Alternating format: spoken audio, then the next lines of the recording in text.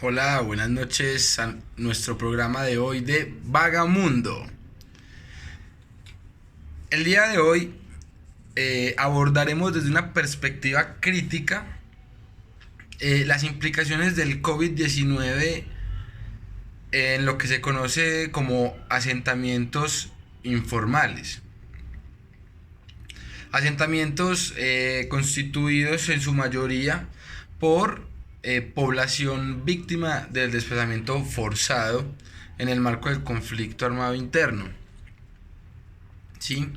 Entonces, digamos que en un primer momento quisiera hablar acerca de este discurso que se ha construido a partir de la pandemia actual que estamos enfrentando. ¿Sí? Un discurso homogeneizador, un discurso en el que se creería que todos podemos estar en las mismas condiciones cuando realmente no lo es. Si bien todos estamos pasando por una situación común como lo es el COVID, eh, es importante pues como tener en cuenta que no todos estamos en las mismas condiciones. Que han dicho a veces como no, que todos estamos en el mismo barco. No, no es así. Realmente la desigualdad se puede ver mucho más en momentos como este, en el que no todos estamos en el mismo barco. Podemos decir que todos estamos en el mismo océano, en el mismo mar, ¿sí? Pero unos van en barco, unos van en lancha, otros van en tabla, en un tronco, flotando, otros van nadando, ¿sí? Entonces, es muy importante tener eso en cuenta, que el COVID eh, ha tenido mucha visibilización, sí, eso es verdad, pero no es la primer pandemia a la que se enfrenta la humanidad, ¿sí? El asunto allí es que esta pandemia también afectó a las clases altas, ¿cierto? Eh, Esta pandemia ha afectado a continentes como el europeo, a la gran potencia como lo es Estados Unidos, ¿sí? Es por ello que se ha hecho tan visible esta situación. Pues como lo mencionaba anteriormente, pues la humanidad ha pasado por muchos otros momentos, eh, pues y todavía hay, como el caso del dengue, en el que afecta a tantas personas eh, anualmente, pero que digamos que la característica acá de las víctimas del dengue es que son personas que viven en las zonas periféricas del país, que viven marginalizados, ¿sí? Que viven aislados en esa Colombia profunda, en esa Colombia olvidada. Entonces, por ello es importante pues como tener en cuenta que este virus no afecta a todos por igual y que en ese sentido no todos pueden tampoco cumplir estas medidas, estos protocolos de bioseguridad, este catálogo de recomendaciones por parte de los líderes políticos, por parte de organizaciones de salud como la OMS, el cual considera y da pautas para contrarrestar los efectos, digamos, del COVID. eh, pero pues es importante mencionar que no todos están en las mismas condiciones para poder enfrentarlo, como ocurre en este caso en los contextos informales, como ocurre en el sur. Posiblemente sea el sur geográfico, puede ser coincidencia. Sin embargo, pues se abordará el sur desde una perspectiva de Bonaventura de Sousa, ¿cierto? Como esa metáfora del sufrimiento humano injusto que es causado por la explotación capitalista, la discriminación racial y sexual, ¿cierto?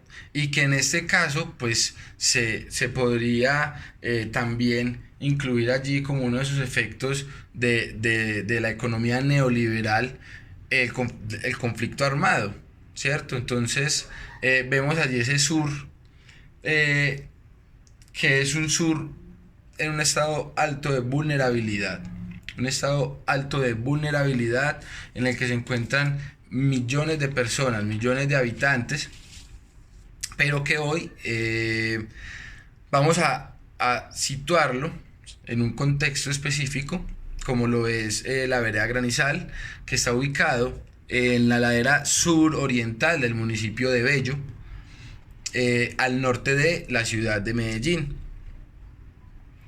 Este asentamiento se ha configurado como el segundo más grande en Colombia de víctimas de desplazamiento forzado, en el cual habitan aproximadamente 28.000 habitantes. El 90% según sus líderes son víctimas de desplazamiento forzado, que vienen de muchas partes del país y de diversos municipios de Antioquia. Las condiciones geográficas del territorio no son las más adecuadas. No se cuenta con derechos de propiedad de los predios. También es importante mencionar que el agua que se consume allí no es apta para el consumo humano, pues según estudios de una prestigiosa universidad colombiana,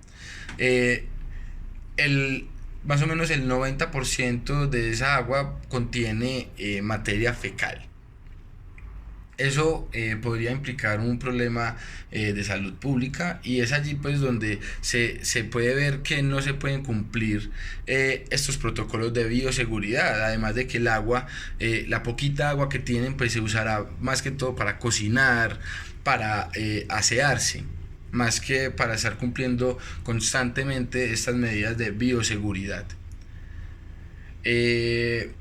Por otro lado, también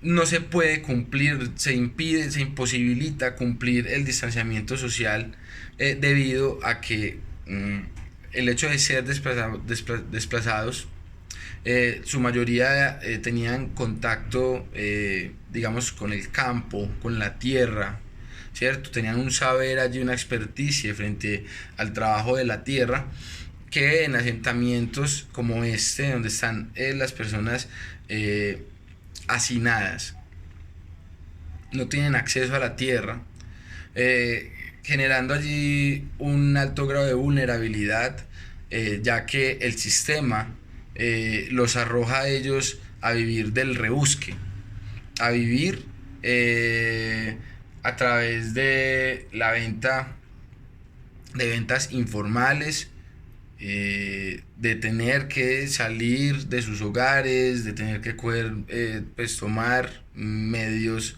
de transporte masivo, por el hecho de pensar como o me mata el virus o me mata el hambre, ¿cierto? Entonces es un asunto allí también donde se puede visibilizar, donde se agudiza, se complejiza la ausencia estatal, donde se ve cómo este vacío genera en ellos una opresión mayor, una opresión mucho más densa, pero que no es nuevo, no es algo novedoso, es algo que ya viene, es algo que el sistema, digamos que el COVID ha permitido ver que el sistema en realidad no funciona, ¿sí?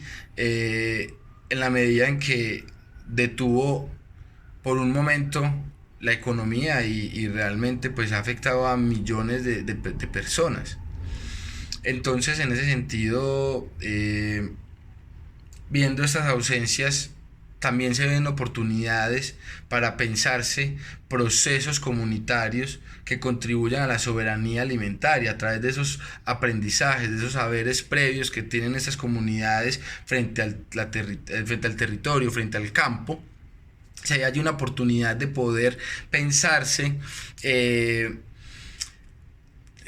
cómo las comunidades se pueden agenciar en el territorio, apropiarse de esos territorios informales a través de procesos de huertas comunitarias, ¿cierto? Que permita la participación, que permita la transmisión de los conocimientos de las generaciones mayores a las más jóvenes, ¿cierto? Que en ese sentido se podría entonces empezar a trazar allí un proceso de organización comunitaria que también pues facilite o abone los terrenos para la incidencia en política pública conforme a las necesidades de estas comunidades, y que a través de esos procesos organizativos se puedan desarrollar estas construcciones de política pública y así exigir los derechos que no se les garantizan y que han sido vulnerados una y otra vez. Eso es todo. Espero que les haya gustado mucho el programa. Si tienen algún comentario, solamente es hacérmelo saber y yo estaré respondiéndolos a través del chat. Espero que se encuentren muy bien y a seguir reflexionando sobre nuestra realidad y hacer un llamado también a pensarnos quiénes son las personas que nos representan políticamente, ¿cierto? ¿Quiénes son los que nos deben de garantizar nuestros derechos y hacer del voto popular un acto político muy serio? Porque si a conciencia pensáramos por quién elegir, por quién votar, hoy por hoy no estaríamos viviendo este alto grado de vulnerabilidad con relación a la ausencia estatal, ¿cierto? Con políticos más comprometidos con los ciudadanos. Eso es lo que tenemos que pensar. Muchísimas gracias y feliz noche.